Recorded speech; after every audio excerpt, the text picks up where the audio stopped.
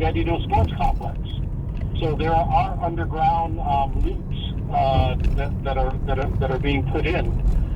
The primary lines, but getting the secondary underground is probably going to be a lot more expensive. But they're hardening the system, and I'm sure if you ask John B, he'll tell you yes, we are working on putting stuff underground.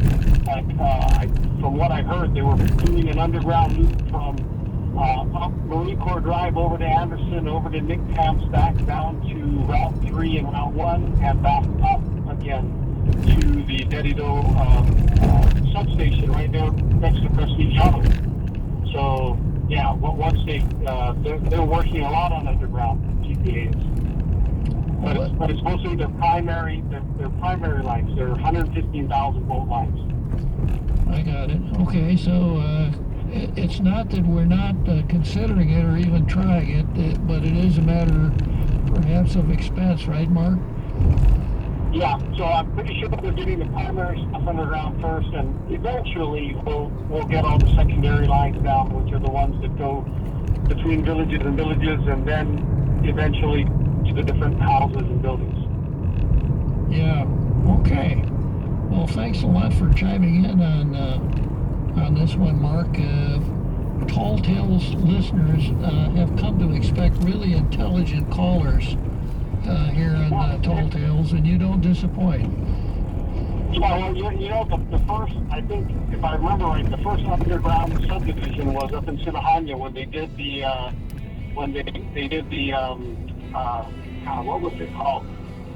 There was a word for it. Urban renewal? Yeah, you're right. That's exactly right there. The urban renewal for Sinahanya. They put all the power underground there. Well, thanks a lot for calling in, Mark. You know, we're going to have to take our big halftime break here, a big halftime show. Thanks a lot. And when I come back, I've got a post from Simon Sanchez, and we'll pick up again on concrete power poles.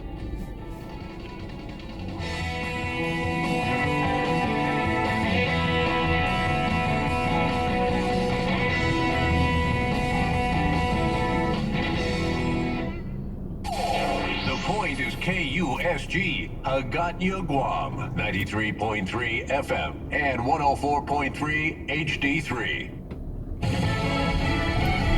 Florence downgraded. I'm Jack Callahan, Fox News. It's now a Category 2 hurricane. That means the force of the winds is less, about 110 miles an hour. But the storm's wind field has widened, and it's still dangerous. The big problem is we're still looking at a long-duration event from this, with winds pulling onshore, all the storm surge piling on, and then incredible rainfall totals. We'll probably see some spots isolated as high as 40 inches of rain. As Fox meteorologist Rick Reichmuth, the advice from Ed Rappaport at the National Hurricane Center. Particularly if you've been told to do so by emergency management officials, evacuation really needs to take place right away. Not now, but first thing in the morning. Fox's Leland Vittert is in Wrightsville Beach, North Carolina. They haven't seen a storm this strong in 2 decades. Even the police department is getting boarded up here. The fire department over just next door in Atlantic Beach here is staging all of their equipment. They say they're going to have to leave themselves at some point before they can come back and try and rescue those who stay. Hurricane conditions will reach the coastline by late tonight or early Friday. There's been a deadly shooting rampage in California. 6 people shot dead, including the gunman who police say shot his wife and 2 men at a trucking company in Bakersfield, then fled to a home where he killed 2 more people. Then carjacked a vehicle with a woman and child in it. A deputy found him on Edison Highway driving. He saw the deputy and pulled into a lot where the deputy confronted him with the firearm, and the suspect killed himself. Kern County Sheriff Donnie Youngblood says they don't yet know what started the violence. They're still working to identify some of the victims and interview more than 30 witnesses at 4 different crime scenes around Bakersfield. Asian stocks Thursday closing higher. Dow futures are down slightly. Dow Wednesday gained nearly 28 points. Fox News, fair and balanced. Good salmon, petit sirloin, can't decide. What are you doing? Making my top 10 list of favorite dishes at Ruby Tuesday. You really need to get a hobby. But I can't decide. There's no way I can narrow down so many classic dishes to just 10. Then it's a good thing Ruby Tuesday did it for you. It's the all-time favorites menu at Ruby Tuesday Guam. We took our most popular dishes and put them on one great menu for only $14.99. Hickory pork chop, Parmesan shrimp pasta, prime loco moco. 10 top sellers at one great price. Pick your favorite for a limited time at Ruby Tuesday Guam. If you haven't tuned into the all-new Ray Gibson Show, you've missed a lot. As you recall, we were on the verge of losing control of our water system to the federal government.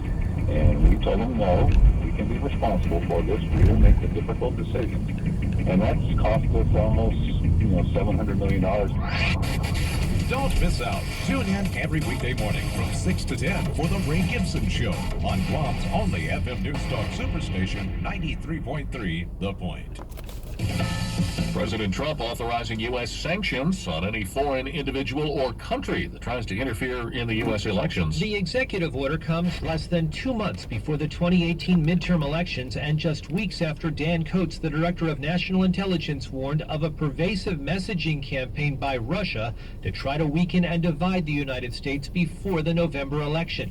National Security Advisor John Bolton on a conference call detailed the action the president has taken. The Departments of State and the Department of the Treasury will decide on appropriate sanctions to recommend and to impose on countries or other actors that have engaged in this interference. Congress has been considering harsher penalties on Russia for any future election meddling.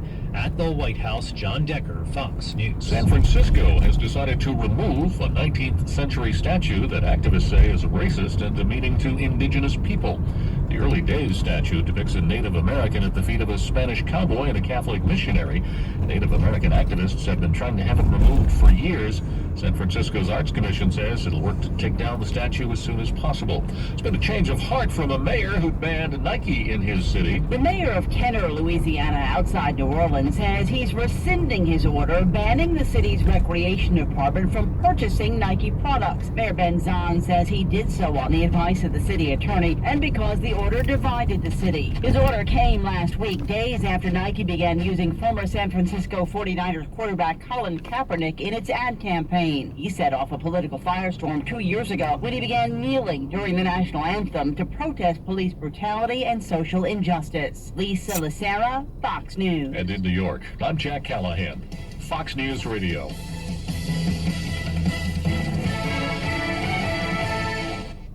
Sometimes a penny saved can lead to much more than a penny earned. With GPA Energy Sense rebate program, the power is yours. Earn money back while saving on your monthly power bill. GPA Energy Sense rebate program will help lower your initial costs when purchasing approved GPA energy efficient appliances and upgrades with monthly savings you can expect. For more Energy Sense saving ideas, visit GuamPowerAuthority.com or like us on Facebook. GPA, bringing energy solutions to you.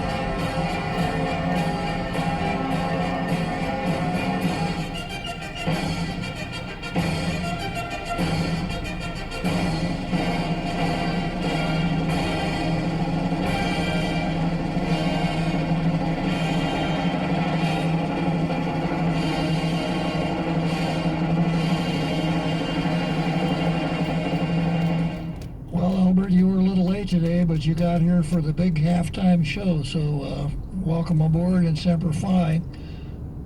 Before our big halftime show, Simon posted and said you can engineer anything. But the key factor is the cost. And okay, yeah, very good, Real Joe Cruz. The key factor is the cost, and it's cheaper if you start out building underground. Apparently, like that will be possible with some of the construction that the military is going to be doing. It's harder if you have an existing system and then you want to take it underground. It's obviously more expensive. Simon says we've got 1,800 miles of line, and he says you do the math and you come up with it's awfully expensive. That's why FEMA will reimburse power poles and not underground utilities. But then Brad answers and says, would love to see what a 10-year cost analysis says about concrete versus underground. Take into account the initial cost and maintaining expense for labor, overtime, etc. This analysis should also cover the average number of weather-related outages,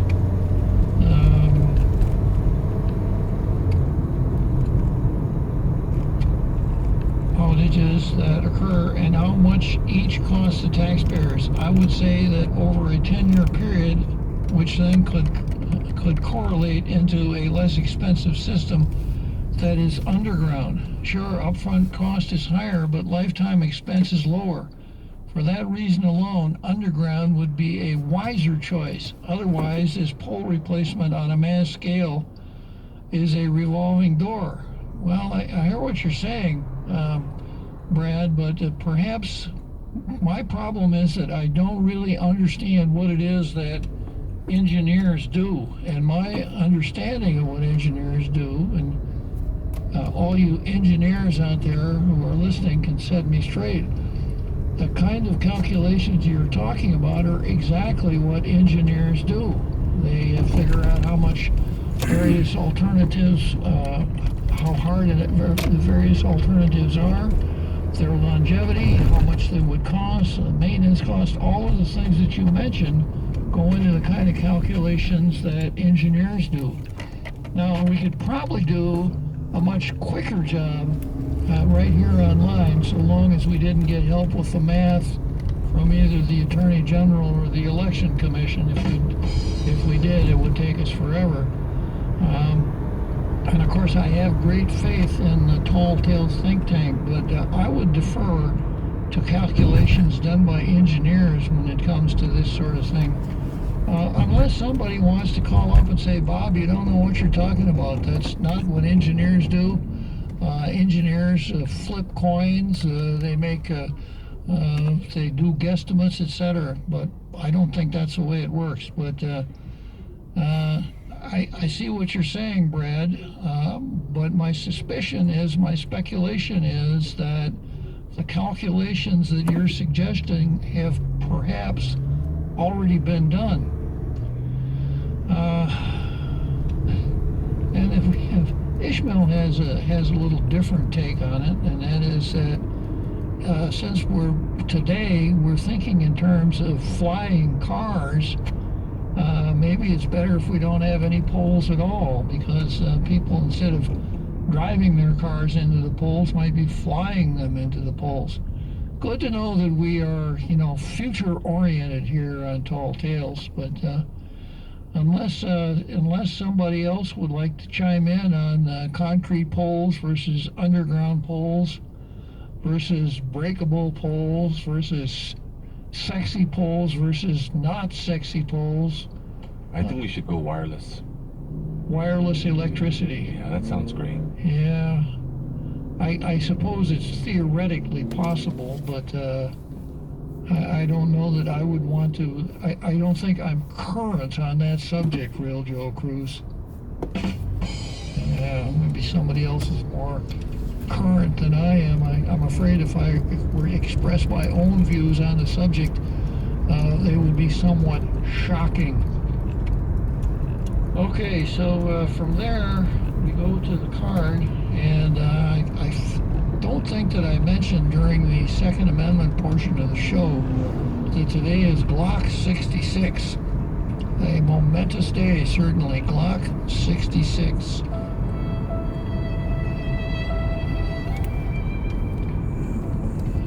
So we got we have to wonder how high the count on Glock will be. I understand that Eric Palacios finally ran out of time and resigned as the Director of Customs and Quarantine. So it's not as though, initial suspicions were that we were in a time warp when the Attorney General said that when you counted the length of Eric Palacios' appointment, it was 90 days, but that you didn't count weekdays. We're not apparently in some kind of a time warp. So one would expect that 66 days after the Glock party down in Tuman, we would have something more than I quickly muttered, I'm not going to talk about that, from our Attorney General. So the next item on our card is Government of Guam versus the Typhoon. And this is pretty short. It's more along the lines of breaking news than anything that's as edgy as other items on the card are, unless we want to engage in some speculation. And that is that this afternoon, the acting speaker notified the members of the legislature that she was calling the governor had called the legislature into special session. And this is what the governor says: pursuant to my authority under Section 1423H of the Organic Act, I am calling the legislature into special session this afternoon for the sole purpose of considering the attached proposed bill entitled An Act to Appropriate Funds for Emergency Expenditures Resulting from Typhoon Mankhut. Thank you for your efforts towards ensuring the swift recovery of our island. And I have the bill here also, and nothing too surprising here. One, there was a typhoon. You wouldn't have known that had you not read this bill. And second, the typhoon caused damage. And Section 2 of the bill would appropriate $1 million from the general fund for expenses for civil defense, public safety, or health emergencies resulting from the typhoon. The appropriation contained herein shall be used for typhoon-related non-regular expenditures incurred on or after September 8, 2018. I suppose one of those would be some Government of Guam overtime. Second, to pay wages to the government, the National Guard soldiers who were called to territorial active duty to direct traffic and do other things like that. When they do that, they are not in their functioning in their capacity as members of a reserve component of the Army. They are you listening out there, Jack? They are the militia when they're doing that, the territorial militia. Notwithstanding the procurement law, expedited procurement is authorized to purchase any necessary goods, materials, and services funded for in this Section 2, provided that at least 3 informal price quotations are solicited and that the procurement must be awarded to the firm with the best offer as determined by evaluating costs and delivery time. So the governor's got $1 million that he can go out and spend outside our rather draconian procurement law.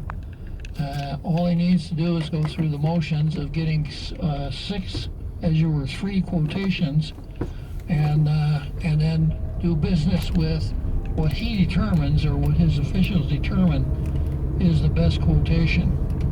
The governor is authorized to transfer any cash available in all special funds of the executive branch to the general fund to fund the appropriation authorized in Section 2 of this act. So if I were writing the short title for this act, I would call it, Real Joe Cruz, the repeal of Kathy Kakigi's kerfuffle.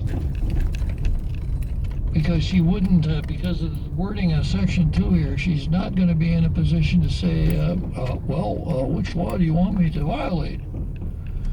Section 4, any appropriation authorized under this act that has not been encumbered or expended within 60 days shall revert back to the general fund. I just have a sneaky suspicion that if there's $1 million that can be spent outside the procurement law, there won't be any money to revert back to the general fund. I hope I'm wrong.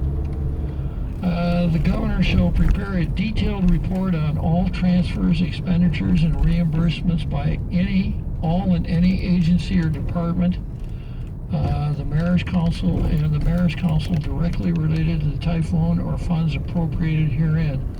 All reports required herein shall be submitted to the speaker within 5 days of the transfer, expenditure, or reimbursement. A closeout report of the expenditures of the funds appropriated shall be filed within 60 days of the enactment of this act. And then Section 6 goes back to what we were talking about just a little. You gonna apply? Oh. Huh? Oh man. I thought. Yeah, they're looking for a chauffeur. Man, I thought you're gonna come and apply. I mean, get hired. Hey. All right, I'm gonna go park the car. All right.